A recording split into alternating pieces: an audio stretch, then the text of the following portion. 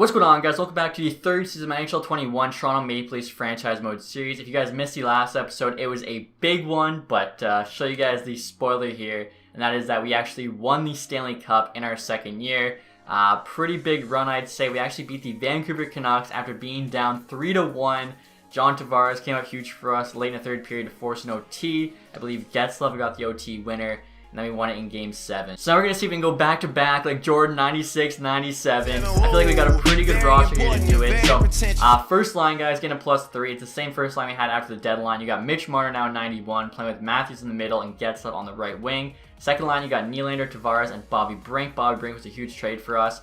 Amirov's now 84, so that's huge. Really just fills out our top 9. Playing with Kadri in the middle, who we're bringing back to Toronto. Angle there on the right wing. And fourth line's honestly not too bad either. You got Armia, Paling, and Robertson. So every single fourth line there you can see is getting positive chemistry. Defensively, Riley and McAvoy. McAvoy was a big trade. People said I might have paid too much. We'll see. Sometimes Clark's a bust, so I think that might have been a good one. Muzzin had just, inflated value. Sandin, Dermott there, the second pair. Hinola, Liljegren on the bottom pair. Goaltending-wise, Anderson's still the starter. He has gone down in rating for some reason, but goaltending usually isn't too big of a deal in this game. Skinner backing him up, I think, is actually an improvement on Hutchinson, who didn't really do that good as a backup last year. Power play, the first unit there gets a +3, so that's huge.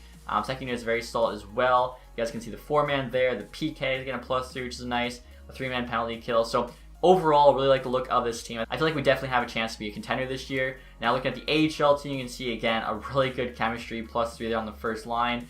The rest of it there is getting a +1. So it's got some guys coming up. Peyton Krebs for sure. Thomas Harley. Definitely, some players to look forward to. Even Joseph Woll, I think, could turn into a pretty good backup. While Patty here is our 60 overall medium league goalie. Definitely curious to see how he grows throughout this franchise. I'll show you guys the offense, defense, and goaltending stats here before we get started with the sim. I actually don't remember what they are, so we'll see here. I know they're pretty good, though. Obviously, we just won a cup, and I think we're a better team than our cup-winning team. 96 offense, 91 defense, 85 goaltending. Yeah, it's a pretty solid squad, so I'll start simming now and see what happens. We got some big news, guys. At the end of December, the Calgary Flames firing their head coach. Honestly, kind of surprised by that one. And I think we have one more game left here. So we're 22-11-6. It's pretty good, I think. Winning basically 2 games to 1 there. Have, 50 points right on. First in the division as well. You love to see that. And are we first in the NHL? We are not. The Canucks, who of course we took out last season, 54 points. The Ducks, 51. That's a bit surprising. Matthews having a really good season so far, 47 points, 39 games. Hopefully he keeps it up. Alright, guys, we're at the deadline here with a record of 33-21-7, so still playing pretty good, although we've basically gone 500, I'd say, since the end of December, so I think we're no longer first in the division, but still a playoff team at the third spot there, 5 points back the Panthers, 10 points back the Bruins, though. Matthews continues to tear it up there, 77 now in 61. I definitely would like to add if we can. We have a bit of cap space.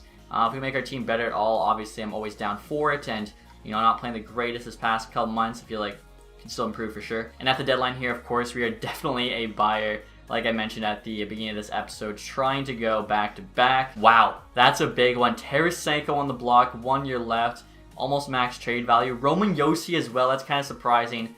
6 years left on that deal. Pantle's 38, 37. Torrey Krug just recently signed with St. Louis, already on the block. Timo Meier, 1 year left. Ryan Ellis, Max Domi, Matt Dumba there. Sean Monahan, that's a pretty surprising one. Ristolainen, who's now in the Canadiens. Mark Giordano. Wow. I mean, a lot of these guys are pretty much all of them have close to the max trade value, so definitely going to be tough to trade for them, aside from, I guess, Giordano. Alright, guys, so we're here trying to make a trade for Mark Giordano with the Calgary Flames. 1 year left, 8.25. Had them retaining 50%. 86 overall there, 39 years old. Definitely, 100% a rental. Offering up Travis Dermott, who kind of stopped growing for us. 26 years old now, only an 81 overall. He's actually signed for 3.75 for 3 more years, which for an 81 is not the best contract. Kapitanov here, 20 years old, only 49 overall, low top 4 potential. A second round pick in 2024. I actually wanted to show you guys a couple things I noticed here looking at the trade values. Dylan Gunther is up to 77 overall, so I think he has a very good chance to make the NHL next year. Also, Thomas Harley there's a 79, so you could probably replace Dermott next year, as I assume we're not bringing Giordano back, so this is just like a win-now trade. Really not giving up too much, to try and go for back-to-back cups. We can actually even, I'm noticing, reduce this to make sure, the Flames say yes to this trade. Could probably make it only like 25%. I think they would still work cap-wise. It does, so I think here they'd probably say yes. And they do, so I think that's a really nice trade for our defense. Alright guys, so the trade deadline is now complete. We'll take a look at some of the trades that went down. I know at least a couple of the guys in the top 10 were on the move, so let's see. Devils get Frank Hughes. Winnipeg, that's Shattenkirk. They gave up a first-round pick for him. Edmonton gets Gostisbehere, which I think was actually like a rumored trade a year or two ago. Philly gets Zach Cassian in a second. Red Wings there get Paul Stastny. Jonathan Duran goes to Arizona for a second-round pick and Calvin DeHaan. Interesting. Colorado gets Sam Bennett. I know he actually requested a trade from Calgary in real life. We, of course, got Giordano. Ottawa gets Lindblom, Hartman. Detroit gets Danojovic for McIsaac. I don't like that trade. Buffalo got Ponomarev. Carolina gets McGinn. Brandon Saad goes to Dallas. New Jersey got Torrey Krug. That was one of the big ones. In exchange for a first, second, and a prospect as well. Ristolainen going to LA for a first and Akil Thomas. It's a big trade as well. Then Pajot there to Capitals. So pretty decent trade deadline, I'd say. Website trade deadline, guys. Here's an updated look at the lines. Obviously, offense hasn't changed. Defense, we have Giordano on the second pair with Sandin. Actually getting a +3, so I think that's going to be huge for us. The power play hasn't changed as Giordano isn't on either, but he's on the first PK, or sorry, I should say the second PK. That first one still has that +3. He's also on the second 3-man penalty kill, which gets a -1, just the way it works out. But hopefully, that first one's the only one we'll have to use. Other than that, though, I think like the team still looks good. Again, I think it's just going to be a matter of how lucky we get in the sim. And the St. Louis Blues just fired their head coach, which I think makes sense. They had Tarasenko and Krug on the block, so clearly something wasn't working there. And something this season, guys, unfortunately finished 1 win shy of 50 with a record of 49, 26, and 7, but still a pretty good season overall, I'd say. We definitely played really good, I think, after the deadline and getting Giordano. Matthews with 96 and 82. Love seeing that. 56 goals. I think he's got a really good shot winning that Maurice Richard, which he has not won yet in real life. Devils, 112 points. They're a really good team. Canucks, 104. Avalanche, 104. We had 105. Wow, okay. So the second best team in the NHL behind the Devils, who actually seem to be simming really well, which is surprising. They're not that high rated, but I think just Hughes, Hischier, even maybe Blackwood just sim really well. So, wow. Marner also had 96 with 69 assists. Nice. So basically just feeding Matthews on that top line. Tavares, 78, so a better year from him. Getzlav, 78. That's pretty crazy. 37 years old. Nylander, 73. Brink, 65. Kadri, 61. Wow. Third line center. I wasn't expecting that at all from him. Amirov, 61. I think it's going to be going up to like an 85, 86. He's still on an entry-level deal. I mean, how many guys? I think that's 8 players there with 60-plus points. Riley was 1 away from making it 70. Really, really impressive. McAvoy, 45. Sandin, 40. This team's putting up a good amount of points. I feel like we're probably top 5 in scoring in the league, just looking at that. Anderson's stats could be better. 0.895 and 3.13. Skinner there, actually, 11, 4, and 2. So coming in as the backup definitely did better than Hutchinson did for us last season. Bemstrom, 73 and 73. That's really good for an AHL player. He's only 23, staying out overall, medium top 9. I think he's got to be an 80 after this. A point per game in the AHL is very, very rare in this game. Even Krebs, 57, honestly is pretty impressive. Taking a quick look at our AHL goalies, I feel like they both played pretty well, so hopefully just get a bit more growth from both of those guys. Take a look at the entire league here and see who led in points. Nathan McKinnon, 111. Svech, 107. Geez. Oh, that's right. Ovechkin's on the Devils now. So another reason why they're simming so well. Matthews there, 6th in scoring. I'll take that. And oh my gosh, Ovechkin. I was going to say Matthews the highest, and I saw Ovechkin 63 goals at 37 years old. Are you kidding me? Basically robbed Matthews of the Maurice Richard. How do you compete with that? Like, that's just insane. Good for Ovi, though. He deserves it. Defensively, Pietrangelo, 78. Then, of course, Makar and Hughes. The two basically future faces of defense in this league. And Trevor Zegras, 90 points his rookie season. Are you kidding me? 90 overall his rookie season. Wow. What a player the Ducks have. Noel Gunler, 72. It's also really impressive. Amirov, 61. Like, any other year, he's probably got a really good shot at the Calder. Like, he's probably a nominee here, but Zegras, 90 points. Are you kidding me? We'll take a look at the standings next. We know we're the second best team. We'll see who got last. All the other teams in the playoffs. See here. So no, like, you know, no one getting robbed yet, I should say. Vegas 18 squeaks in, which, you know, it's kind of whatever, but not as bad as last season. And Philly there, that's actually a really big surprise, finishing last. They didn't fire their coach, but the two next teams, St. Louis and Calgary, both did. So goals for here. Devils were first 340, we were second 320. So like I thought, we're up there. Pretty good high-scoring team. So we'll see who we play in the first round. like I was saying before, if we could go back to back, I think that'd be pretty awesome. Looking at it here, we're actually going to play the Red Wings. Or actually, no, not the Red Wings, because the Devils will play the Red Wings. We're actually playing the Canadiens. Should be a pretty awesome first round, I think. I know right now in the North Division, Toronto, Montreal, definitely the two top teams. Who's going to come out of that North Division? I think it's too early to say right now, but I feel like, the smart money's probably on Toronto. Wow, Kotkaniemi already up to a 90. That's right, though. They traded Nick Suzuki to Detroit. Why they did that, I have no idea. Caufield in the fourth line. Matthew Savoy they got too.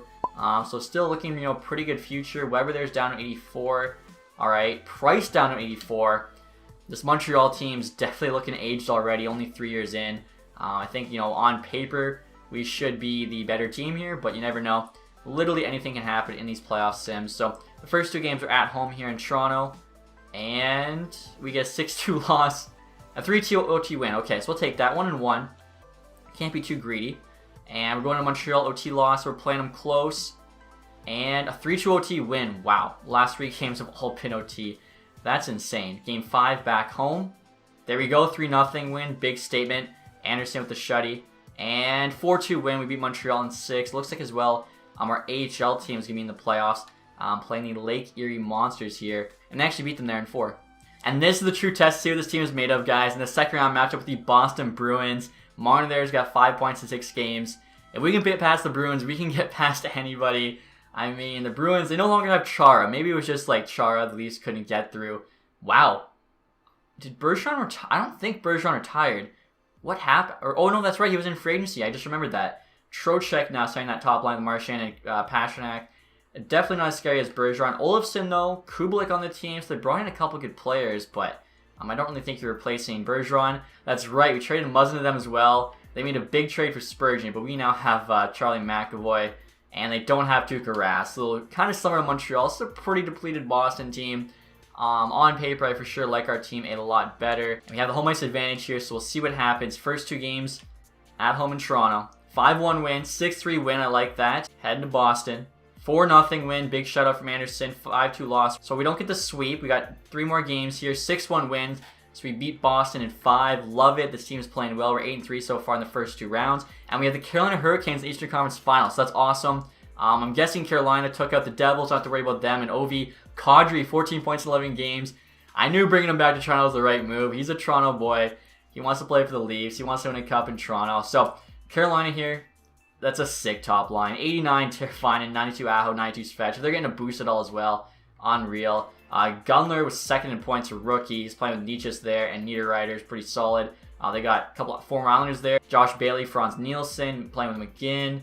Kiefer Sherwood there, Jordan Stahl, Will Fogle, defensively, Slavin, Hamilton they kept. Usually Hamilton goes to free agency, so that's good for them. Pesci Shea, second pair, Bean Mata. This is a good team. Sorokin, not too bad of a starter. Dylan Garand, backups. An interesting choice. So, it doesn't happen much. If we can run Sorokin to the net, we basically win the game. But I guess at that point we're already up, so it doesn't really matter. But if for some dumb reason they put Garand in, we're winning. Other than that, though, their offense and defense is very, very good. So, definitely our toughest matchup yet. We're both 8-3. Luckily, no David Harris, I don't think, coming into the game. First game, we're up 2-0. Kadri Mirov, 5-2. Mirov again. Engvall, Brink, Nietzsche, Slavin for them. Hold on there, 7-3. Engvall, did Engvall get a hat trick? Did he have one in the first? No, he didn't. He had 2. Okay. So still a big game for the boys there, game 1. 7-3 win. That's a statement. That's an at-home game. You got to come out and win that. Game 2, we can go up to 2-0. Obviously, feels a lot better than a tied series, so we'll see what happens here. First period, 3-2. It's a close game. Brink and Marner for us. Not good. I don't see us coming back. Yeah, 7-3. We didn't hit a miracle to come back down from 4, but we'll take a 1-1 series tie after 2. I always say, like, basically, if you're tied up after 4 and it's a best of 3 and you have the home ice advantage, I'm more than fine with those odds. So game 3 now is in Carolina. See what happens here. We're down 1. A lot of game left. 3-1. Let's go in the second. Brink, Matthews, and Tavares. And 5-2. Marner and Palin. Let's go. Josh Bailey for them, but not going to be nearly enough. So 2-1 series lead. Hopefully here we can really pull away in this one. If we win this game 4 in Carolina, if we take both away games, honestly, should be kind of the dagger. I see Chicago LA as the Western Conference Final. That's pretty funny because that was the conference final like, what, 5 years ago? 5-3 after 1 period. Wow. Sandin, Matthews, Nola, Amirov, and William Nylander. That's kind of crazy. And they tie it up. 2 goals from Svech. Are you kidding me? Doesn't look like either of those are Michigan's at least, though. 7-6, we hold on. Palin and Matthews. Niederreiter for them. So crazy high-scoring game there. Neither Anderson or Sorokin playing much goalie, but I was talking about it, and this is where I like to be. Up 3-1. We just have to win one of these next 3 games. High-scoring games here. I like our odds. 1-0. Marner. He's been playing really well. We hold on in the second. No way. Wow, we just choked it. I mean, Riley did try and do something there. He got us 1 more, but Carolina's 3 straight goals. All right, so 3-2 series lead still. 2 games left. We looked really good in Carolina. We won both. If we could win all 3 away games, that'd be kind of nasty. So here we go. Game number 6. Let's see what happens. 2-2. Sandy and Kadri. Wow, we better not blow this, boys. We still have a period left to play. Oh, McAvoy gets 1. Not enough. Going to game 7. This would be... Oh, there's no way. Up 3-1. We are not Golden State. We are Cleveland. We do not blow these. Come on. Game 7. First period. Down 1. Okay, we're resuming it. Down 1. We're getting outshot, but still a whole period. Oh my gosh. Nielsen shouldn't be in the league at this point. Are you kidding me? He's playing third line center above Jordan Stahl as well, which is kind of ridiculous. Kadri, let's go. Come on. We need a miracle. Kind of. 10 minutes is a lot of time. 1 goal. We have a high-powered offense. Oh, I saw somebody scored, and for like that half second, I was hoping it was us tying the game. Well, and that looks like an empty netter. That sucks. I thought we were destined for a back-to-back Stanley Cup appearance at least. Up 3-1 there on the Hurricanes. 3-2, 4-3, 4-1. Tough way to go out. And this is insane, guys. 2023 draft. Connor Bedard up for grabs. One of the best prospects since McDavid. Sharks jump up from 12-1. I would be so pissed. Nashville even jumps from 5-2. They'll get Michkov, so now they have an insane score. Those 2 guys always go up. I did nuke both of them because I think they were too OP in the Chicago series, and still I noticed them both in my simming the careers of Laine and Dubois. I was trying to remember what video I was doing, and they both still did pretty good. So we'll see what happens. Kadri there, 22 points, 18 playoff games. Definitely cannot be upset with him. Matthews up to a 92. I just can't believe these guys up 3-1. I don't know how we blow that. Marner was over a point per game. Matthews, Amirov. Yeah, 87 overall. When I was saying 85, 86, I was thinking that might be low considering 60 points. His playoff performance, jeez, his hands are nuts. Fast, defensive, 92 stick check there. He's physical. What a player. Brink's got 13. Getzlav, 87. He's actually jumped up in rating. Now, because of his age, he might come right back down, but still good to see. Anderson was better in the playoffs in the regular season, so really we can't be upset with him.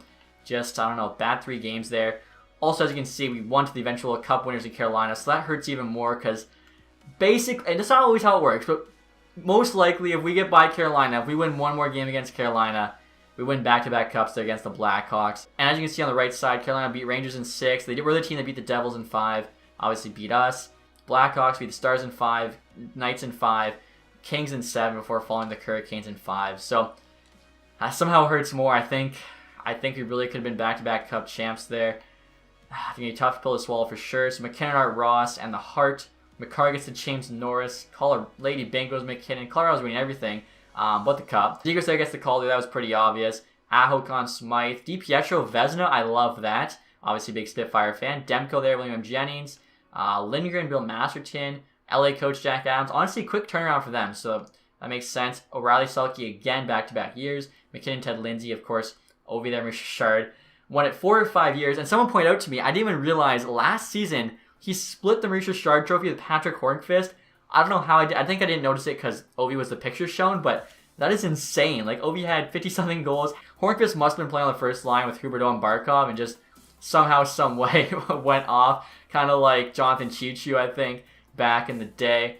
Spezza there is turning up the AHL, most points, MVP. Forsbacka Carlson there, most goals. Larson there, outstanding rookie. Clifton, best D-man. Malcolm Subban, best goalie. Raphael Lavoie there, MVP of the playoffs. Larson also got sportsmanship, Warner community involvement.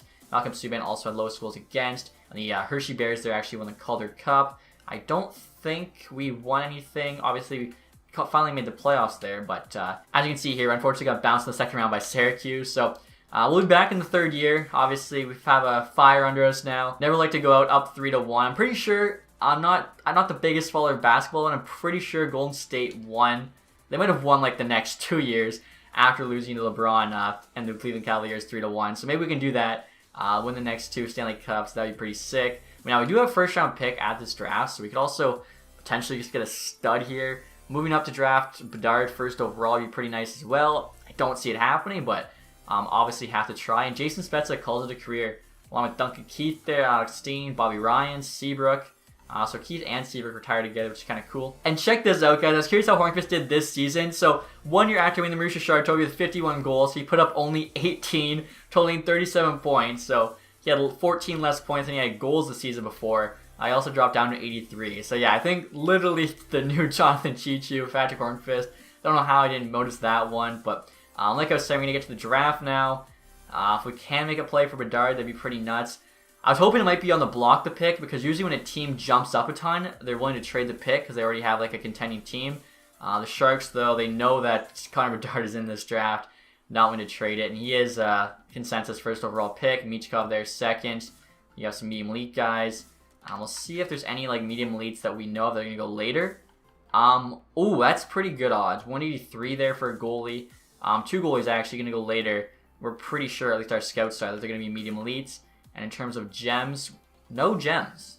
That's interesting. And as we're trying to make a trade right now, guys, you can see both Matthews and Marner are now 92 overalls. Riley 89. Gunther still 77. Sand is now an 86 with a lot of trade value. Amirov as well, too. Like, 2 years left at entry level. 87 overall. That's nuts. Same rating as Nylander.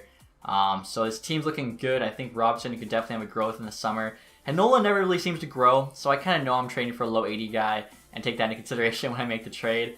Harley there, Krebs, both those guys can make the NHL team. So we could trade a roster player. First round pick there. Honestly, it would take a couple first rounders. It would take our goalie and it would take somebody else. The thing is, Connor Bedard, we saw in the last sim, even though I've nuked his rating a bit, he is more than worth it. So this are you kidding me? I was about to just show you guys the package I was offering the Sharks. It was 2 first round picks, the elite goalie and Engvall. Too late though. Bedard's 85 overall. Franchise potential out of the draft. Oh my gosh. I mean, they wouldn't have said yes, I don't think, to what I was offering, because I offered more than that for Aaron Ekblad, and they said no, and I think the first round pick had a bit more value, or at least equal to Ekblad. So, wow, the Sharks franchise, they're going to be turned around there quick. I think that's one of the highest rates I've ever seen out of the draft, but I like it. It's a bit more fun that way. We could try making the same offer to Nashville for Michkov, and basically, if they say no, then we kind of know the Sharks would have said no. So like I was saying, guys, making the exact same offer to the Predators for second overall. Have to take back one of their lower valued skaters and goalie. The values on our side, we'll see what they say here. 2 first rounders, Patty, Engvall. Yeah, I mean, I figured. They know Michkov's probably going to be, if Bedard's 85 franchise, I'm guessing Michkov, his shot's insane. He's going to be like an 82 or 83 high elite.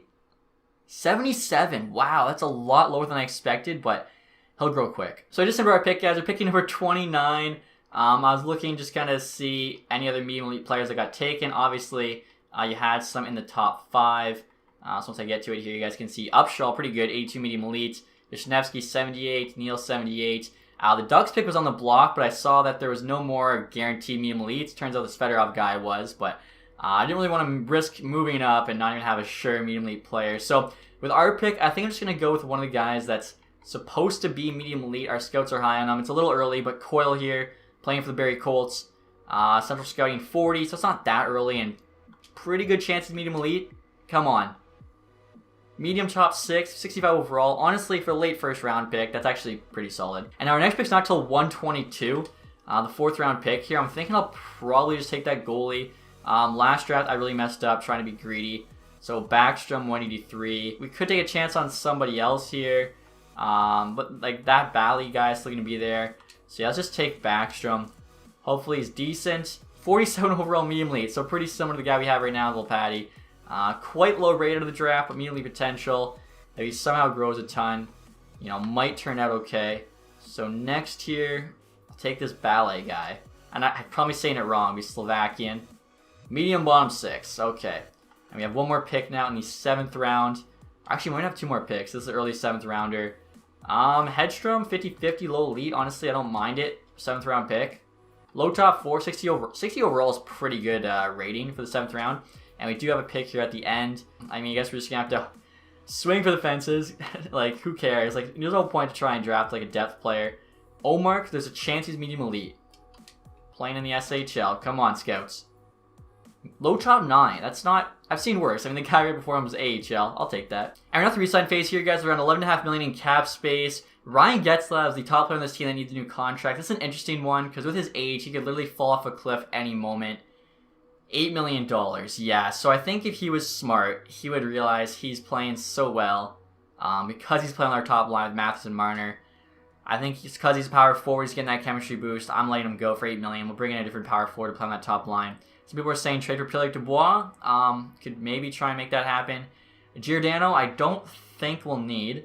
So we have Riley McAvoy top pair, Sandin, Liljegren, Hanola Harley. I think we're fine for defense, so I'll let go of Giordano again. Those really old guys, just risky to sign them to a contract. Liljegren, 83 at 24 is pretty good. 4.7 for 5 years. Okay, I think that's a pretty good deal. Honestly, I'm fine. 4.4, I think he says yes, and that's looks probably right now it's a slight overpay, but a couple years down the line, it's really good deal for us. Now in terms of forwards, like we're mostly locked up. Army is up to a 81. I think he was nice on our 4th line. Wants 1.5, kind of expensive, not crazy. Engvall wants 1.8, 82. The thing is, I don't even know if we need these guys because for sure Gunther's making the team. Bemstrom after a point per game in the AHL. He's still a 79. I don't know how he doesn't grow to an 80 though. And we have him locked up cheap. There's also a really good chance Krebs could make the NHL next year. What I think I'm going to do, guys, is sign Engvall here. I'm going to offer him 1.5 for 2 to start. Probably end up, agreeing on 1.6. Army, I'm just going to let go because, again, we have guys coming up for that 4th line spot. Nick Batan would only need. After that, I think it's basically all AHL guys. Anderson here, 25.78. He's actually a guy who maybe could push in that 4th line spot. But like I said, our defense there, it's locked up. We literally have nothing to worry about. Top 6 was set in stone. Goalie Anderson's down to 85, which is a bit concerning. But as long as he plays decent for us, it should be okay. Volpatti there's 62. Hopefully he continues to grow. So Anderson's coming back. Engvall wants a bit more money, which is fair. Same with Liljegren. So I'm offering Engvall 1.7 here. Liljegren actually accepted 4.5. Let's see what he says. Okay, so that's what he said last time too. Wasn't happy with how much he played, which makes no sense. He was a 3rd line winger. Same as Amirov, who went off, grew to an 87, had like 60 points. Engvall was also on some PKs. I guess we're just letting him go, which is fine, because like I said, we have a lot of young guys coming up. Which just gives us more money to spend. $8 million in cap space. And really no holes to fill, so just $8 million to get the best player we can. Alright guys, so it's another free agency period. Curious to see who's available. Hopefully there's somebody crazy. Barbashev? Okay, Bergeron's back in free agency. Could bring him in, that'd just be kind of cool. Timu Meyer, now, he wants a lot of money there, 8.7. He's a guy that could really thrive though on our top line. He's a power forward, plays right wing or left wing. I'm thinking put him left wing, put Marner back on the right side. Pretty much the same money as Getzlav, but 12 years younger. He actually has 1 year left to grow there.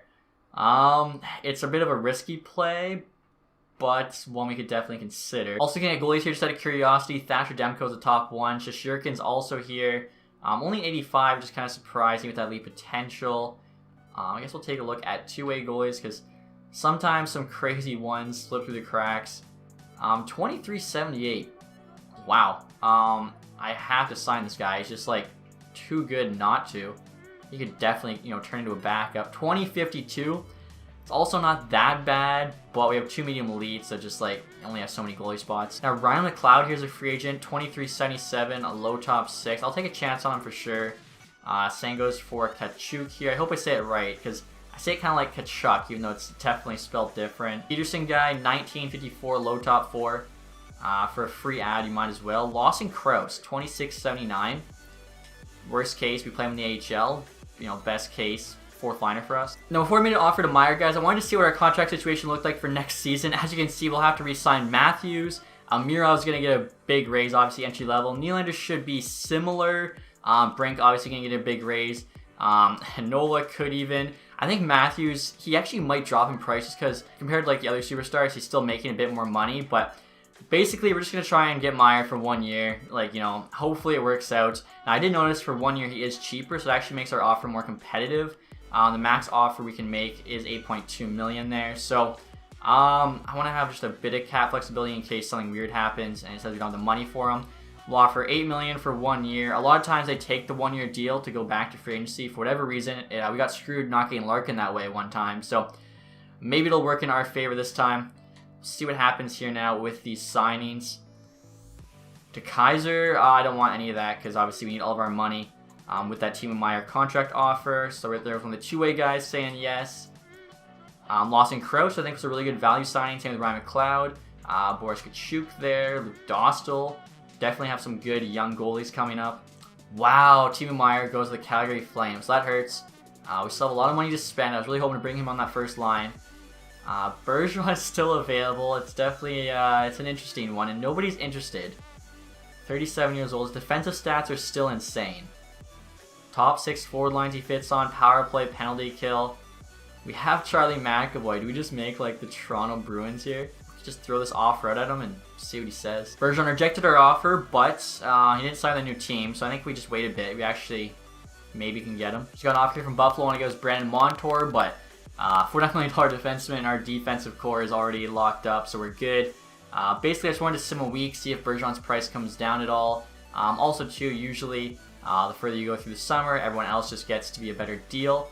As you can see, he is getting cheaper and cheaper. One guy I looked at, Phil Kessel. Imagine we bring him back, win a Stanley Cup with him on the team. He knows how to win. He won back-to-back with the Penguins.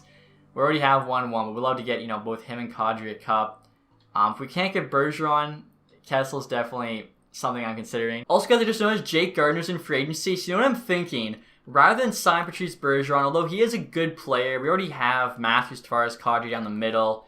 81 speed there. He's getting slow, although the Sim doesn't seem to carry. He produced last year. I think it'd be really cool, maybe not the smartest decision, but just cooler, to bring back Jake Gardner, Phil Kessel, and JVR from kind of like the dark days of Toronto, trying to win a Stanley Cup with those guys, along with Kadri, who's already on the team. I feel like that would just be, I don't know, like a redemption tour for them. Now, I noticed we also need a new contract for Freddie Anderson next year, so this is kind of our last year, I think, before we have to definitely tweak a ton of things. I'm going to make these guys an offer. I don't know if it's going to be an offer they can't refuse, but JVR 83 overall, looking for 1.8 is actually like already a really good value signing. Kessel 84, we're going to do 1 year here. We're going to do 3.2. I think it's going to be really close to the cap. That's why I'm trying to save a couple $100K off every single offer. And then Gardner, perfect. I was going to offer 4.5. I mean, maybe we can even go 4.25 for 1 year. So I think that could work. If it does, I don't know. I think it'd just be really, really cool. Try and win those guys on the team. Again, I think the smarter play is probably Bergeron. I don't care. Tyler Bozak. Oh my gosh. Honestly, I might have to go get Tyler Bozak. Not for that price, though. A medium top 6 forward, but that would really complete the Dark Day Leafs roster. Getting Bozak. Oh, are you kidding me? JVR. Based on the high quality of your roster, I feel that I wouldn't get enough playing time. Fair enough. Again, 83 overall. 1.8 for him would have been awesome. Phil Kessel, though, returns to Toronto.